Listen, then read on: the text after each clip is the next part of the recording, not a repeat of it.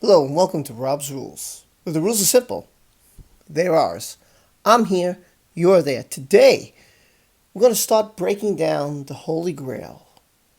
It's the judgment of Judge, Justice, Honorable, Lordship, Andrew Nicol.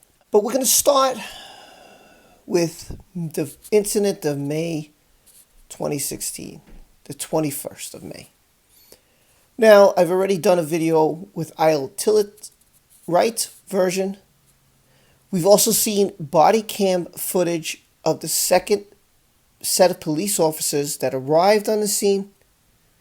Today, we were going to go over Josh Drew's statement of truth.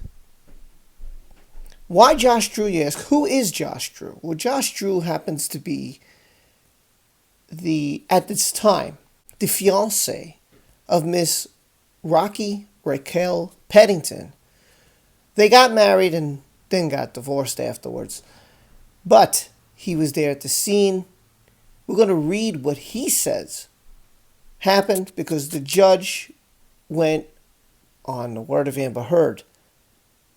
So let's see what this guy has to say and let's debunk him right now. This is from the Statement of Truth from Josh Drew.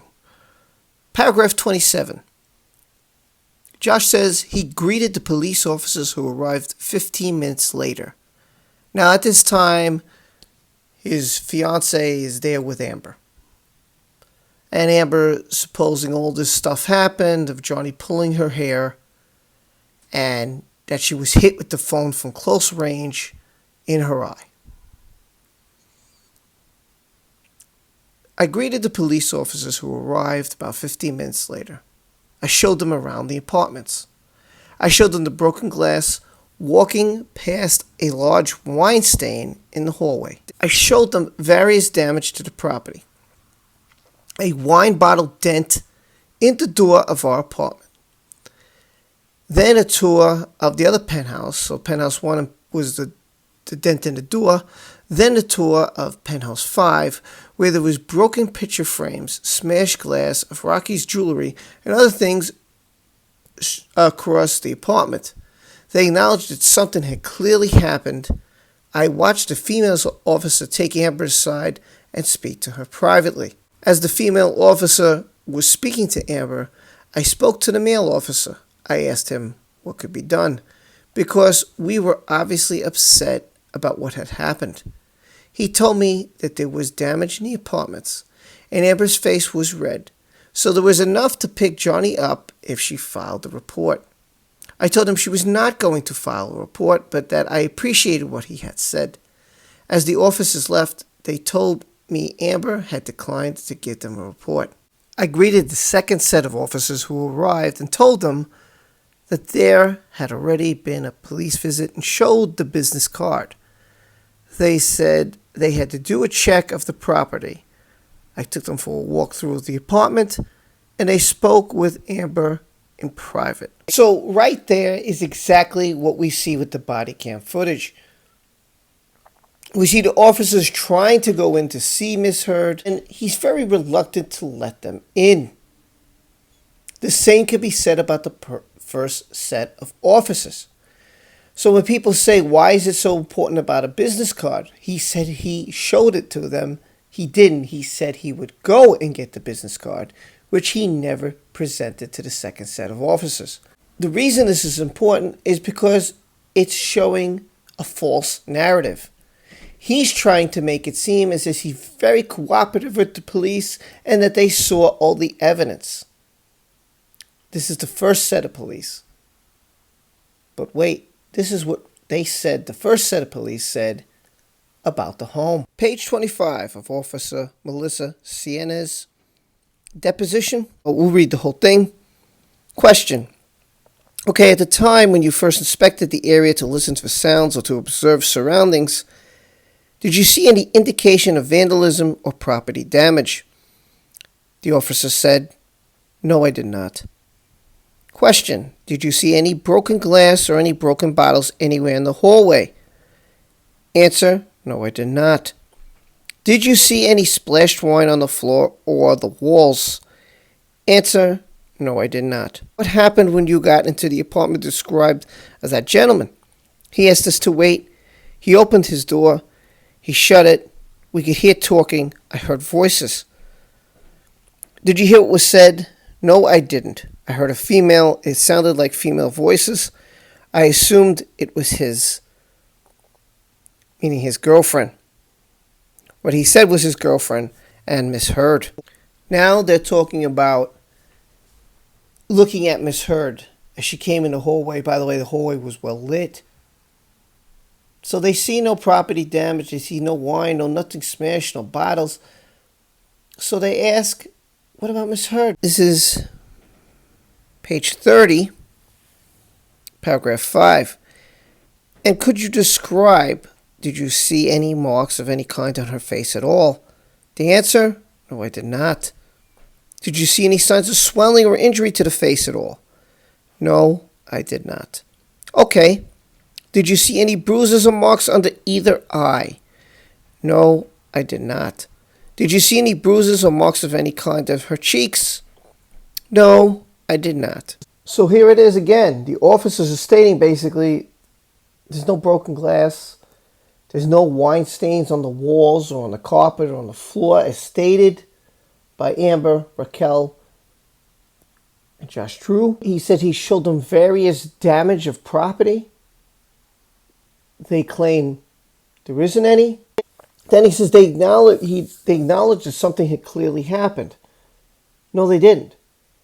They didn't acknowledge that anything had clearly happened because they didn't file a report for that reason, stating that there was nothing that did happen.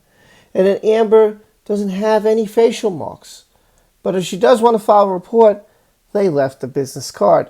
So there's a lot of lies in that false statement coming from Josh Drew, which is paragraph 27 of his statement of truth, and what the officers state in their deposition. To go on a little further, he told me that there was damage to the apartments and Amber's face was red, so there was enough to pick up Johnny as she filed the report. Again, another falsehood. They didn't state that. Just as Josh or Amber's or their script, whatever they did, it's them saying it. This is not what the police said. The only truth here is that Amber had declined to file a report. The other question is, where's the dent in the door? That isn't there either, as seen in this video. Even if you tried to get out wine stains with wine, it's very hard to get out of, especially of a carpet or anything. Well, how do you explain the door? How do you explain the behavior, the calmness, the rationale of them? Let's say they cleaned up the glass. There was glass. So why not leave everything else that was broken and smashed all about? Why say everything's fine, there's no big deal here? Why you all just drinking and having a good time? This is just behavior. Is not one of someone who's a victim, who's just been hit by a phone from someone she supposedly loves. Now, when he talks about the second set of officers, one thing he said, he said the second set of officers arrived. He told them there was a ready visit, which is true, and he showed them the business card. He did not. You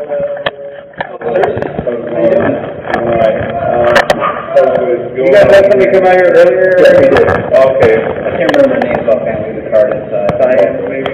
Yeah, we got another call. I don't know if it's related to the same call from earlier, or if somebody called again. Probably. We just need to check. One of you guys know someone in New York or something? Yeah, she probably called twice. Okay. Yeah. You just talk to your wife and make sure. Oh, it's not my wife. Okay. Whoever. Different conversation. Okay, yeah. Well, whoever it is, stuff out, you gotta get on, make sure they're all good. I'll go get the business card from the cops. Yeah, I don't know, just because we got another call and we came again, we still gotta make sure. Give me 1 second.